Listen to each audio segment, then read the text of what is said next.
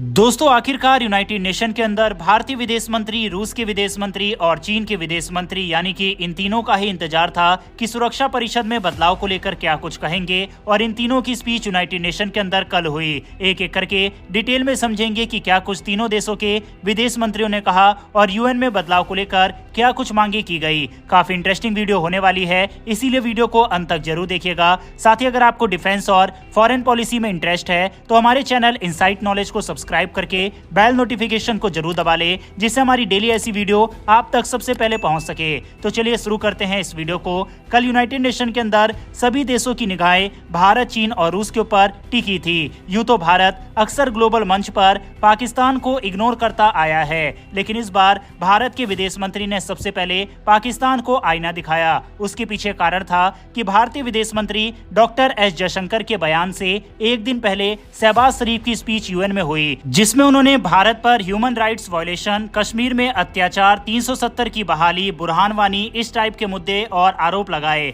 हालांकि इसका जवाब भारत की यंग डिप्लोमेट भाविका मंगल नंदन ने बखूबी दिया था, जिन्होंने पाकिस्तान के प्रधानमंत्री की स्पीच को मजाक करार दिया और कहा कि एक कंट्री जिसे मिलिट्री चला रही हो, दुनिया को आतंकवाद एक्सपोर्ट करता हो, वो दुनिया के सबसे बड़े लोकतंत्र के ऊपर आरोप लगा रहा है। ये अपने आप में ही यूएन में एक मजाक भरी स्पीच थी। हालांकि इसके बाद सभी को भारत के विदेश मंत्री डॉक्टर एस जयशंकर से भी उम्मीद थी कि पाकिस्तान के ऊपर कुछ न कुछ वह बोलेंगे। अक्सर भारत पाकिस्तान को यूएन वगैरह में इग्नोर ही करता है, लेकिन इस बार भारतीय विदेश मंत्री ने अपनी स्पीच में पाकिस्तान को ब्रूटल रिप्लाई दिया।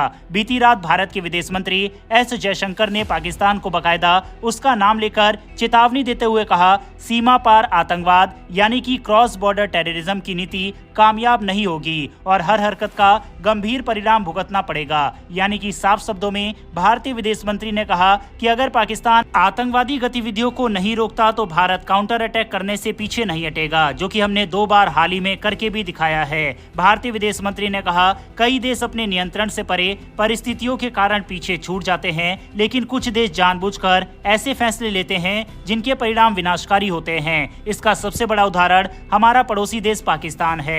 इतना ही नहीं, उन्होंने आगे कहा कि आज पाकिस्तान की जीडीपी कट्टरता और आतंकवाद को एक्सपोर्ट के रूप में नापी जाती है, और ऐसा तब होता है जब आप अपने लोगों के मन में कट्टरता भर देते हैं। इतना ही नहीं, उन्होंने आगे कहा कि आज हम देख रहे हैं कि दूसरों पर जो मुसीबत लाने की कोशिशें उसने की है, वह उसके अपने समाज को निगल रही है। वो दुनिया को दोष नहीं दे सकते, ये केवल कर्म है जिसे वह भुगत रहे हैं। ये पाकिस्तान के लिए काफी कड़ा जवाब था और इस जवाब का रिएक्शन देखने लायक था। पाकिस्तान के प्रतिनिधि वहां पर डेस्क पर छुपते हुए, या हो सकता है कि भारतीय विदेश मंत्री की इंग्लिश के कुछ शब्द ना समझ आए हो तो डिक्शनरी में देख रहे हो। बहरहाल भारतीय विदेश मंत्री के भाषण के तुरंत बाद रूस के विदेश मंत्री सर्गेई लेवरोव की स्पीच हुई और इसमें सभी भारतीयों को उम्मीद थी कि जिस तरह से फ्रांस, पुर्तगाल, भूटान, ब्रिटेन, अमेरिका जैसे देशों ने भारत की स्थायी सदस्यता का समर्थन किया, रूस भी यूनाइटेड नेशन के मंच पर खड़ा होकर भारत की स्थायी सदस्यता का समर्थन करेगा।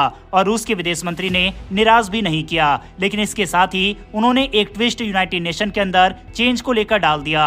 रूस के विदेश मंत्री की तरफ से ये कहा गया कि हम यूनाइटेड नेशन के अंदर बदलाव की मांग करते हैं, साथ ही यूनाइटेड नेशन के अंदर ऑलरेडी वेस्टर्न देश की भागीदारी ज्यादा है, इसीलिए परमानेंट सदस्यता वेस्टर्न देश को नहीं मिलनी चाहिए, क्योंकि ऑलरेडी अमेरिका, फ्रांस और ब्रिटेन इसमें शामिल है। हम यूनाइटेड नेशन के अंदर बदलाव चाहते हैं और भारत और ब्राजील की स्थायी सदस्यता का समर्थन करते हैं। ये स्टेटमेंट रूस के विदेश मंत्री की तरफ से दिया गया।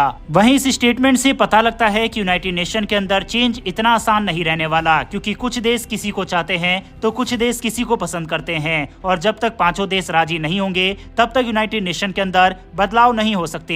हालांकि यूनाइटेड नेशन के अंदर मौजूद 5 में से 4 परमानेंट सदस्य देश यूनाइटेड नेशन के मंच पर खड़े होकर भारत की स्थायी सदस्यता का समर्थन इस बार दे चुके थे, जिसमें रूस, फ्रांस, ब्रिटेन और अमेरिका शामिल है। अब सबकी निगाहें वैंग यी यानी कि चाइना के विदेश मंत्री पर टिकी थी कि क्या यूनाइटेड नेशन के अंदर चेंज को लेकर चीन समर्थन अपना देता है या फिर नहीं, और ऐसा देखा भी गया। चीन के विदेश मंत्री ने जब कहा यूनाइटेड नेशन के अंदर चेंज समय की मांग है और हम यूनाइटेड नेशन के अंदर बदलाव का समर्थन करते हैं। हालांकि जैसा हम सभी ने आशंका जताई थी कि चीन भारत का खुलकर समर्थन नहीं करेगा, ये हमें देखने को मिला। चीन ने अफ्रीका देशों को यूनाइटेड नेशन के अंदर प्रतिनिधित्व देने की मांग की। इसके साथ ही भारत का नाम तो वेंगी ने नहीं लिया, लेकिन उन्होंने ये जरूर कहा कि डेवलपिंग नेशन और ग्लोबल साउथ की भागीदारी यूनाइटेड नेशन के अंदर होनी चाहिए, जिससे यूएन एक मजबूत संस्था बन सके। वही मैं आप सभी को रिकमेंड करूंगा कि आप यूएन के चैनल पर जाकर तीनों ही विदेश मंत्री की स्पीच सुन सकते हैं। तीनों के ही भाषण काफी ज्यादा अच्छे थे। बहरहाल इस वीडियो में इतना ही। अगर आपको ये इन्फॉर्मेशन और वीडियो पसंद आई हो तो मेरी एक छोटी सी रिक्वेस्ट है कि नीचे दिए गए सब्सक्राइब बटन को प्रेस कर बेल आइकन को दबा ले। साथ ही तीनों विदेश मंत्री के बयानों पर अपनी राय कमेंट बॉक्स में लिखकर जरूर बताइएगा। फिलहाल इस वीडियो में इतना ही, फिर मिलेंगे ऐसी एक नई वीडियो के साथ। धन्यवाद। जय हिंद।